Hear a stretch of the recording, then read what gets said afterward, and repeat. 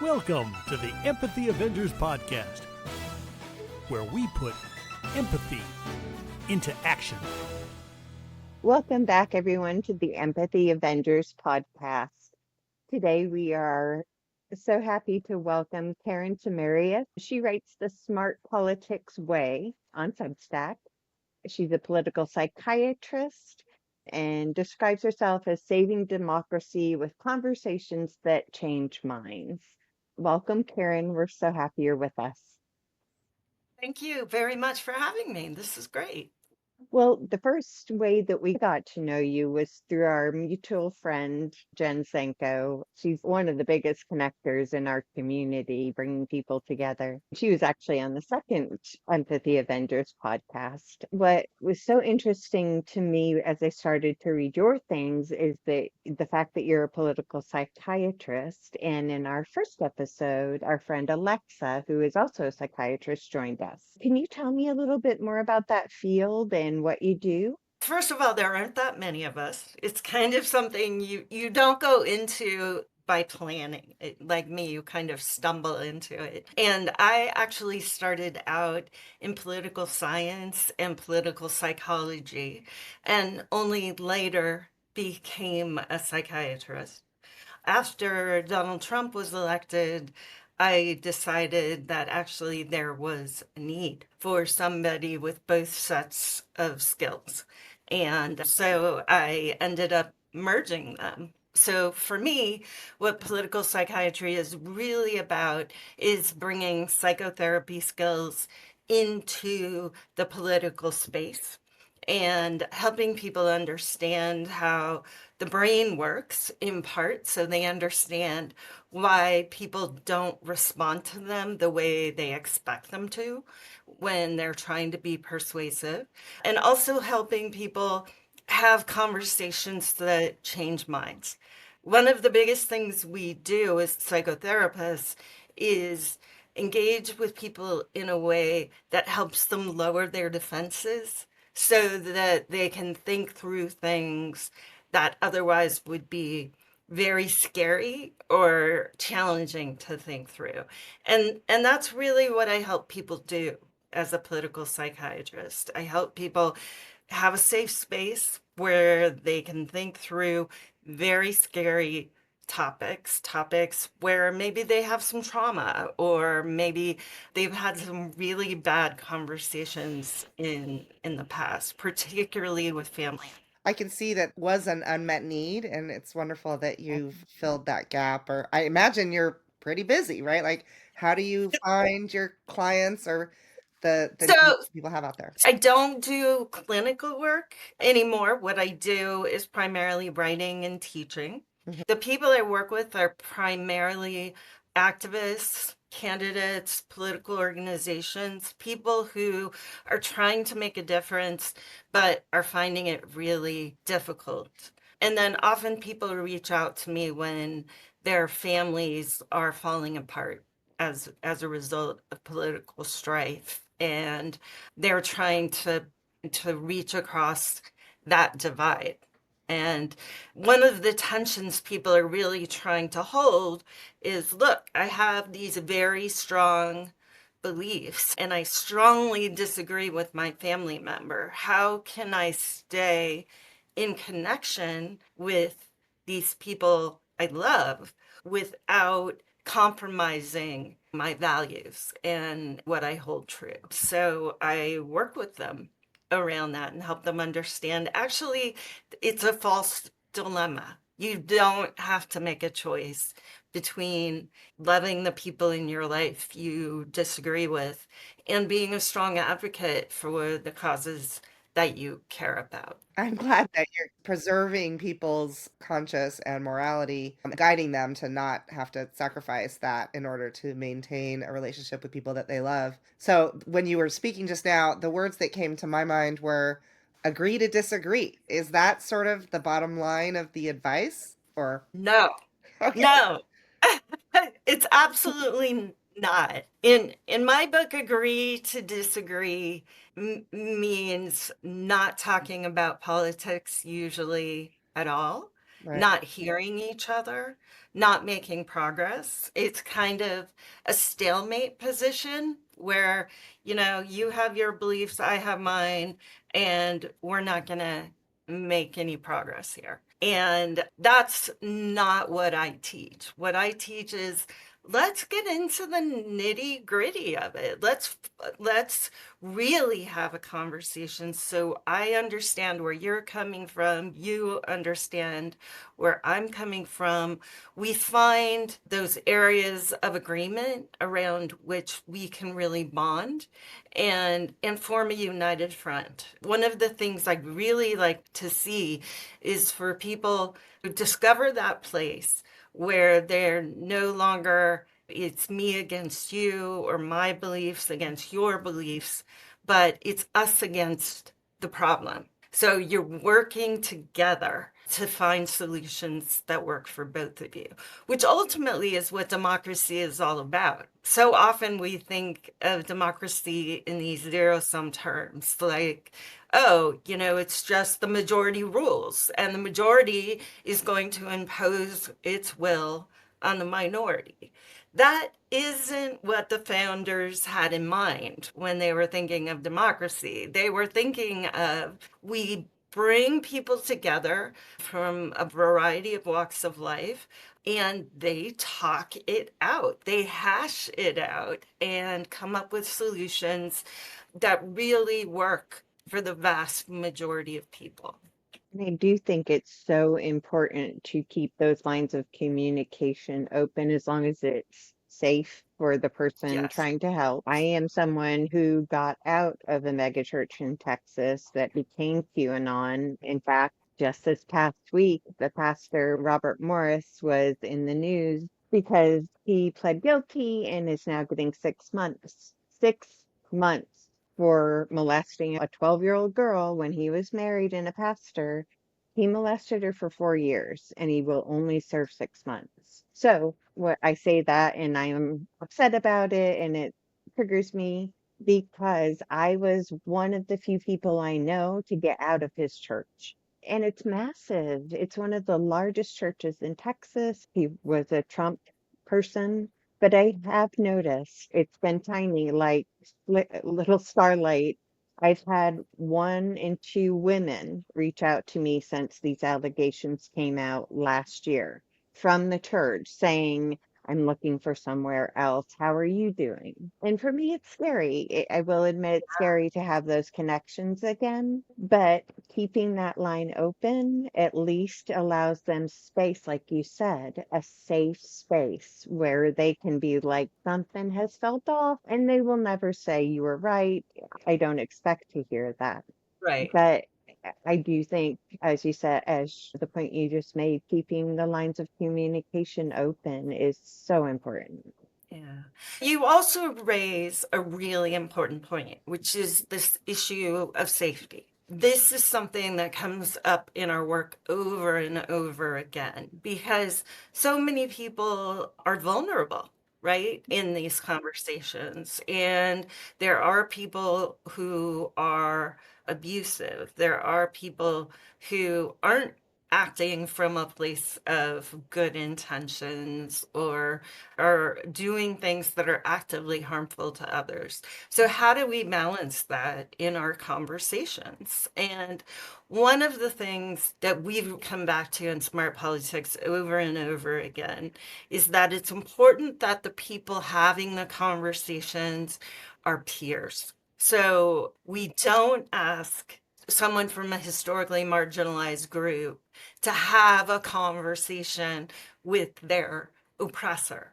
Like, that is not a conversation that is likely to be effective. Some people can do it, no doubt about it, but it offers a lot more risk than it does for the potential gain.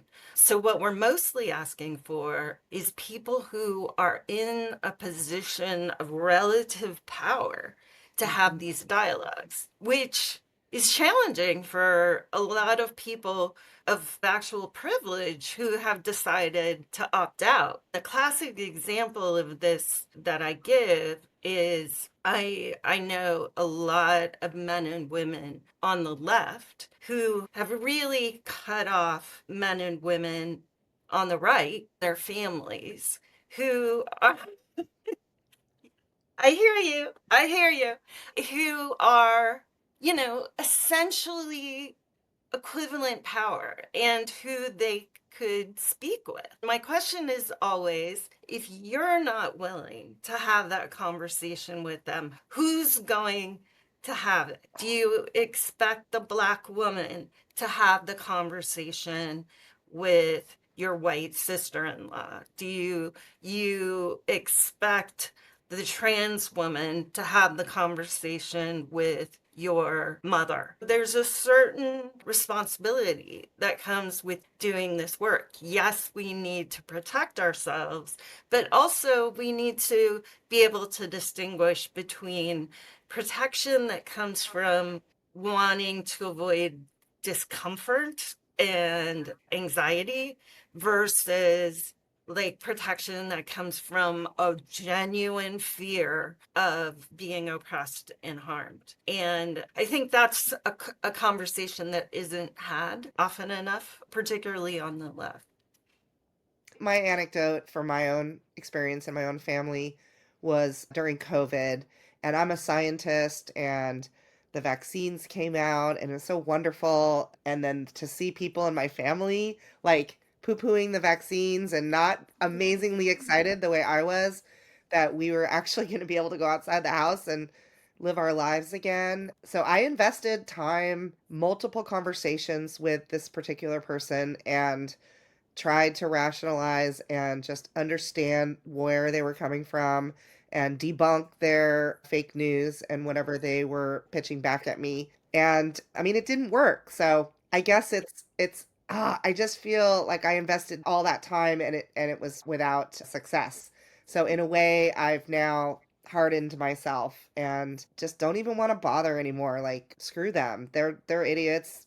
Fine. I would say that you did plant that seed, the factual seed. And who knows, maybe this insanity with RFK Jr. most recently with Tylenol will be the crack that lets the sunlight in to let the seed take sprout. So Right. I wouldn't totally lose hope. Absolutely not. And I do think, yes, we get frustrated because we want to see results immediately, right? You put in this hard work and you want a payoff. And often that's not how it works. That's not how people change. Change can take a long time sometimes. And so that seed that you planted, maybe it's going to take months. Maybe it's going to take a few seasons. Maybe it's going to take a few years. The thing is, you really want to be there when those sprouts start shooting up so you can nurture it. And so hanging around, even when it's hard,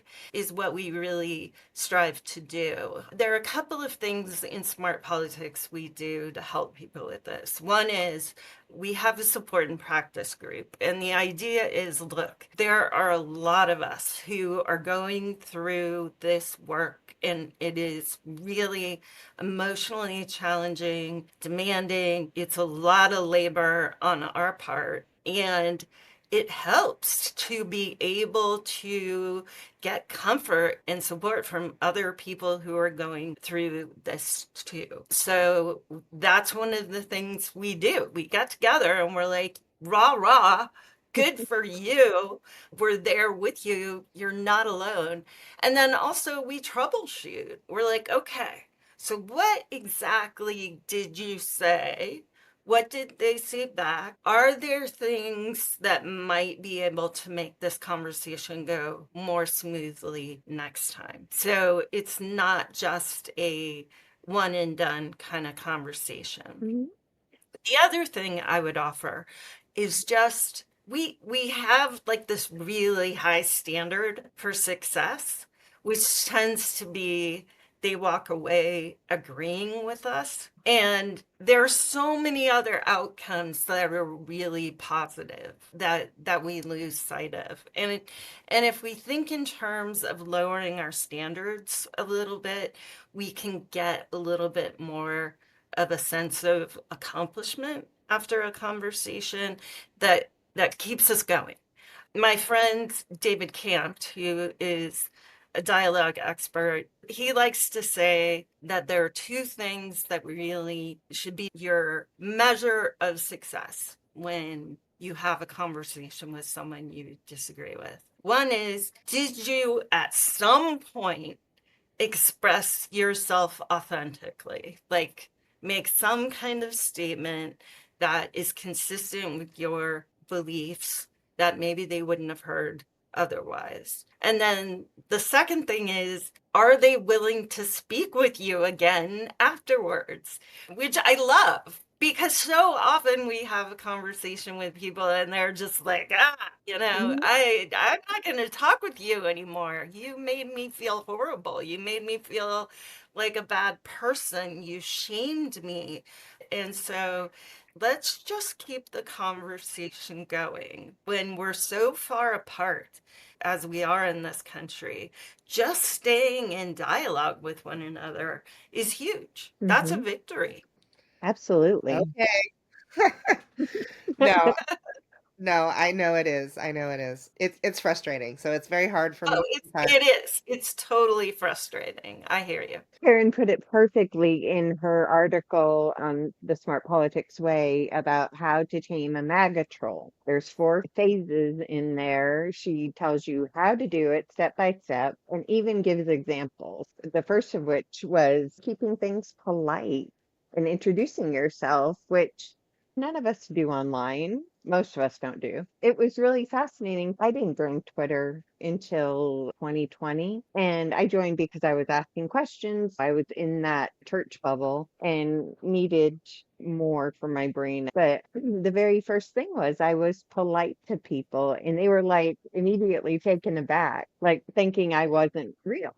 But that took me by surprise that people weren't just, hey, thanks for answering my question. I appreciate it. It was an interesting thing to read in that article of yours. Article gave me a lot of, we use the word hopium around here, that we can do this and we can keep the conversation open while keeping ourselves protected without cutting off your nose to shame your face, as the saying goes. Some of this conversation keeps reminding me of Congress. So as we're recording this, hopefully when this comes out, the shutdown will be over, but we are recording this during the shutdown, so I'll knock on wood. Stay sick.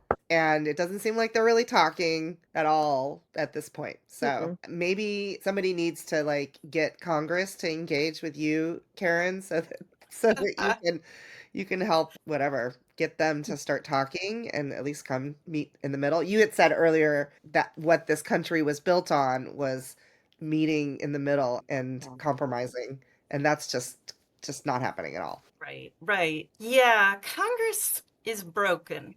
That goes so much farther Yeah. beyond just a problem of communication, Mhm. right? Congress is broken for institutional reasons. It's Sure. broken because of our primary system. It's broken because of our political party system. It's broken because of money in politics. So asking members of Congress to talk with one another doesn't get us very far because their incentives are just out of control in terms of not cooperating. That is very different from what we're dealing with in terms of the average voter, which has a lot to do with why my work really focuses at the grassroots level, talking with ordinary people. Because ultimately, I think if we want to change what Congress does, we have to shift the incentives. And the only way we're going to shift the incentives is by having a dramatic impact on what the public is thinking and what it wants. Interesting. So fix the people so that they will fix Congress. Yeah. In essence. Wow.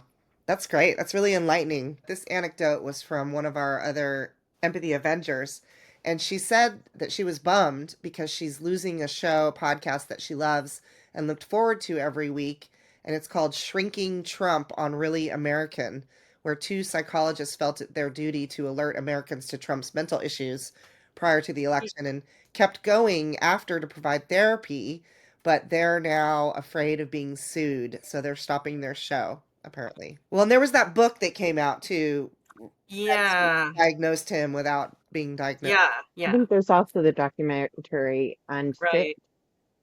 Again, to go back a little bit, we just had Madeline Dean engaging with the Speaker of the House saying the president is unwell. The president is unhinged after he had spoken to the 800 generals. She was saying it aloud, and she's not Yeah. a medical professional that I know of. So it really, the threat of being sued that's such an infringement on our free speech.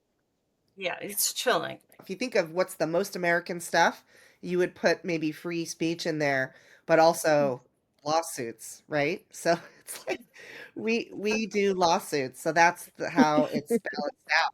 I mean, it's terrible. We do lawsuits, but historically, the kinds of lawsuits that we are seeing right now would be tossed out so quickly as to be pointless to file them. And also, you would expect people to get hit with nuisance fines and things like that. So there would be a deterrent. Yes. And we're not seeing that. Trump is not being in any way punished for going after people for freedom of speech. Yeah, he won't stop unless there's some sort of a deterrent. So, yeah, it's scary. It's really scary that when people shut themselves down before the administration acts, that's when it gets, I think, most frightening. That's obeying ahead. Timothy Snyder says one of the most important things for fighting authoritarianism is not to obey in advance. And removing your podcast because you are concerned about being sued is obeying in advance. Yes, Absolutely. I don't even listen to this podcast, but I was really disheartened to hear that. I'm Yeah. glad Well, you're and still out there. We're still out there. We're going to continue to promote empathy. If they want to sue us for that, go for it. Bring yes. it on. In a term I just recently learned from our friend Jackie Singh is SLAP, SLAPP. And since I didn't know it, I'll share it with our listeners. Yeah. It's a strategic lawsuit against public participation. So it's a Ooh. meritless lawsuit intended to intimidate or silence individuals or groups, often targeting journalists, activists, or citizens. And our friend Jim Stewart's in the middle of one right now, a defamation suit, because he said Lieutenant General Michael Flynn retired he said various things that are very true, that he tried to incite violence against Mike Pence, that he started Q. Lieutenant General Flynn hit him with a lawsuit that he just had to do Wow. a deposition for last week. But it's intended to silence those of us who are like, oh, I don't want what happened to Jim to happen to me, so I'm going to zip Right. it. Because as we all know, hiring an attorney is prohibitively expensive. Yes. If you're not a millionaire, it's pretty much impossible in the US. Yeah, I do hope that gets thrown out. Yeah, it Fortunately, should. there are organizations that are out there defending free speech, and FIRE and the ACLU are doing good work, but unfortunately they can't be everywhere at once.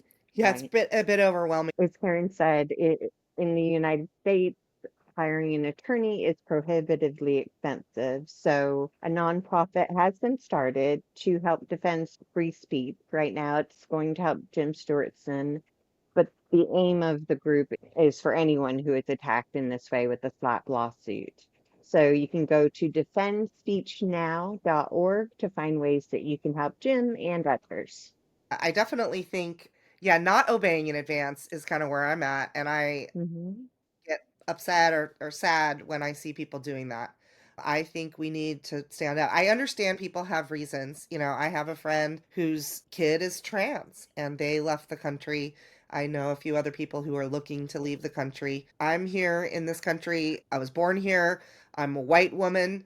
I'm a woman, but I'm white. And so I do have privilege that I will continue to speak out and exercise my voice and try to be even louder so that I can have my voice hopefully help those that are not in a position to speak out. I think it's so important to use our entitlements, being a white woman, to speak up and to stand out and protect our communities. That's why we started this podcast, even. But it's really important as white women that we stand in the gap right now because everybody else is freaking tired. One of the things I found really fascinating about this moment is how active white women are, and women in general. Just women are leading the resistance. It is not something men are participating in nearly the same levels. And I guess it comes down to a lifelong sense of our vulnerability and an awareness of how fragile things are. I agree, but I think it's more selfish than that. I think it's that most men are already on top. It's the patriarchy, so they're not as worried.